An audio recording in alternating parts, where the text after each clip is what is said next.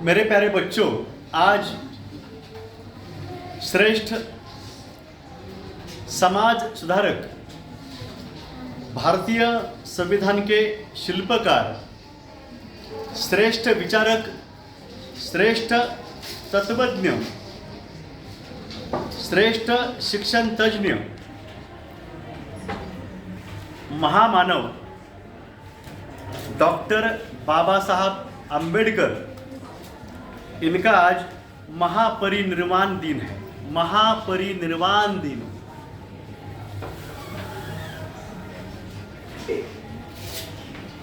6 दिसंबर को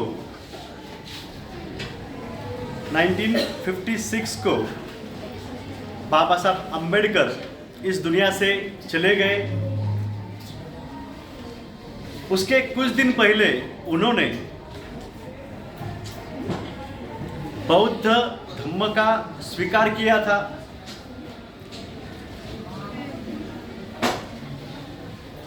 उनको लगा होगा उन्होंने वो किया, लेकिन हमको ये सोचना चाहिए, ये जो संदर्भ है इसके बारे में मैं बाद में बोलने वाला हूँ। उसके पहले जो मैं बोलना चाहता हूँ कि आपने बाबा साहब आंबेडकर इनके चरित्र से क्या सीखना चाहिए।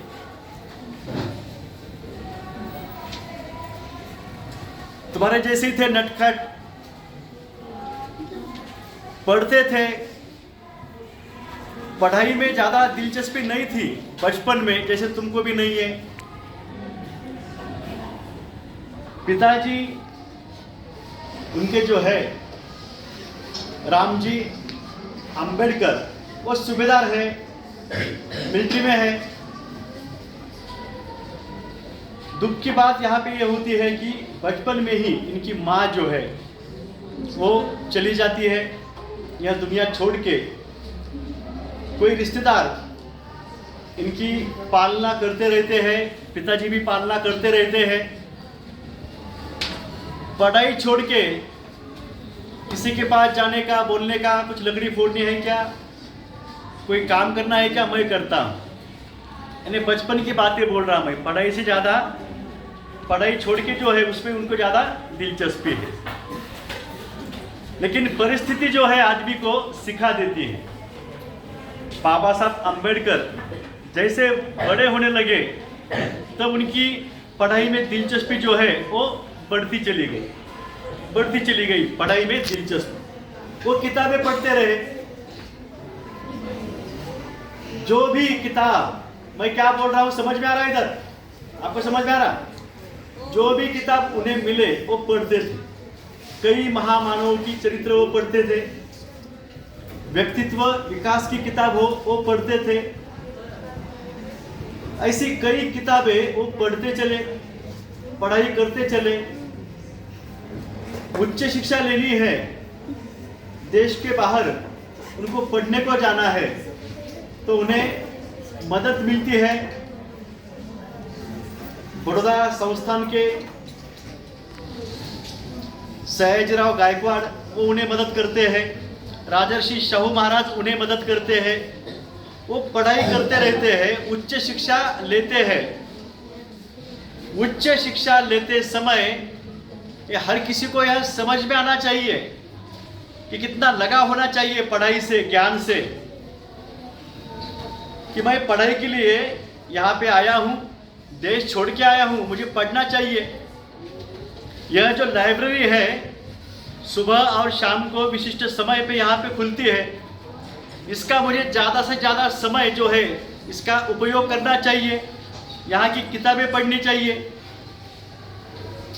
लेकिन वहाँ के नियम थे कि नहीं, आज जो समय है उसी समय आप यहाँ पे आने का और यहाँ पे बैठ के जो है आपको पढ़ना पड़ेगा। बाबा साहब आंबेडकर भूखे पेट लगभग 18 घंटे या 18 घंटे से भी ज़्यादा पढ़ते थे।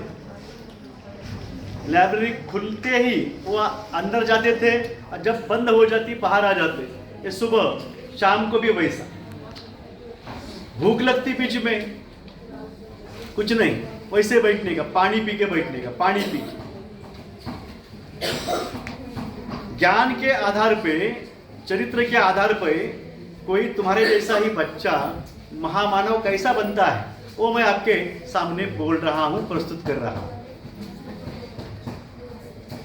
बाबा साहब आम्बेडकर ने देखा कि इस हमारे देश का शोषण का मूल कारण जो है वो है मनुस्मृति, यह ग्रंथ है, जिसके कारण कुछ ब्राह्मण लोग, सभी ब्राह्मण नहीं, क्योंकि बाबा साहब आम्बेडकर हमेशा कृतज्ञता व्यक्त करते थे। उनके जो गुरु थे ब्राह्मण थे, उन्होंने ही इनका जो नाम है आम्बेडकर जो है वो रखा है। क्या उनको भी लगाओ?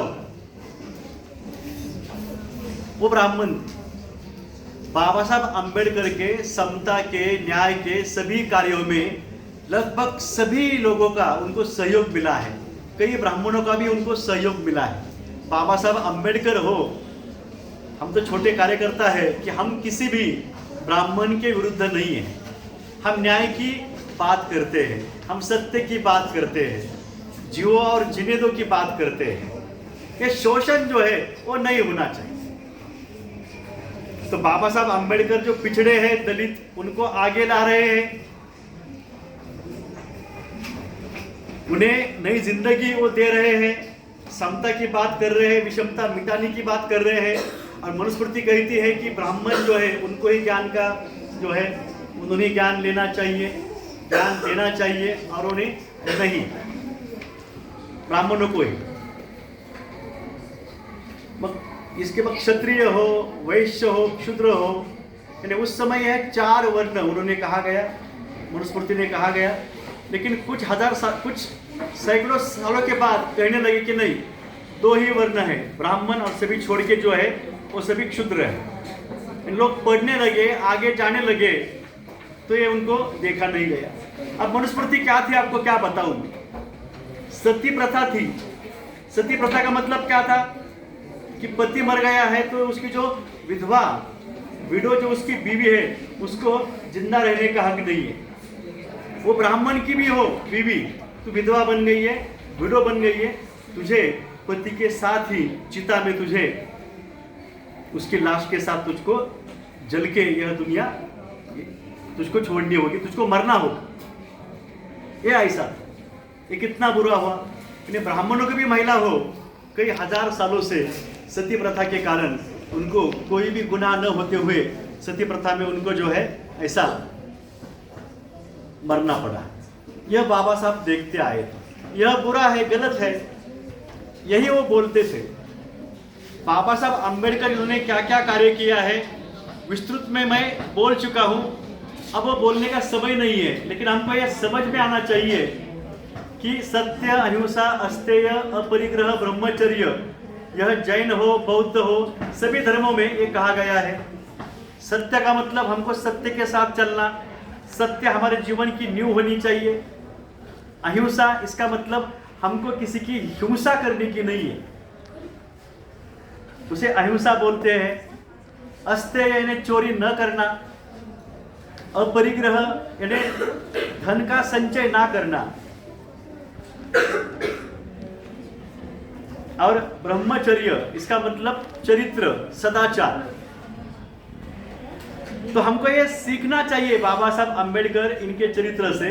उन्होंने जो गौतम बुद्ध इन्होंने संस्थापित किया हुआ जो बौद्ध धम्म, या जिसे हम बौद्ध धर्म कहते हैं, वो स्वीकार किया। इसके कारण क्या है कि हम जो है मूर्ति पूजा में ही हम बैठे, वही करते रहे हैं। हम सब में जो अच्छाई है, विवेकानंद जो है उनका भी चरित्र और उनके भी ग्रंथ जो है बाबा साहब आम्बेडकर ने पढ़े थे। वो कहते हैं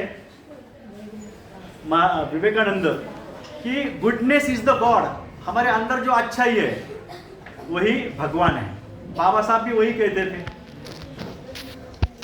बोलने की बात इसमें यह है कि हमारी अच्छाई जो है उस पर आप भरोसा रखो, अपनी नैतिकता जो है उस पर आप भरोसा रखो, यही बाबा साहब कहते थे।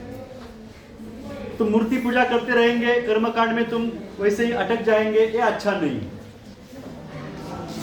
बाबा साहब की 22 प्रतिज्ञा जो है उसमें से कौन से तत्व है, जितने हो सके उसकी अनुपालना लोगों ने करनी चाहिए, सभी ने करनी चाहिए। ऐसे उसमें जो प्रतिज्ञा में कहा गया है वो हमने सीखना चाहिए, पढ़ना चाहिए। क्योंकि हम शोषण के शिकंजे में जाते हैं, उस 22 प्रतिज्ञा का पालन ना करें, ऐसा उनको लगा है। आप उस पर सोच सकते हैं।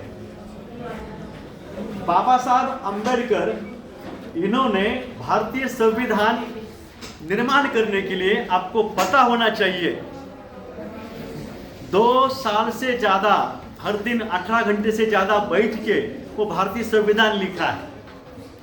दुनिया का सबसे श्रेष्ठ और अतुलनीय जिसे कहते हैं, जिससे किसी की तुलना नहीं होती, वो हमारा भारतीय संविधान है। ये आपको पता होना चाहिए। भारतीय राष्ट्रीय कांग्रेस पक्ष ने महात्मा गांधी और पंडित नेहरू ने उनका उचित सम्मान किया। इतने ज्ञानी विद्वान हैं आप, तो भारतीय संविधान लिखो, यह विनती की। और बाबा साहब आम्बेडकर ने जैसे खंड के समान, ऐसा हमारा ये इतना बड़ा देश है, उसे जो उचित ऐसा संविधान चाहिए वो दिया है। देश के सभी लोगों ने बाबा साहब के बारे में हमेशा कृतज्ञ रहना चाहिए। बाबा साहब अंबेडकर 14 अक्टूबर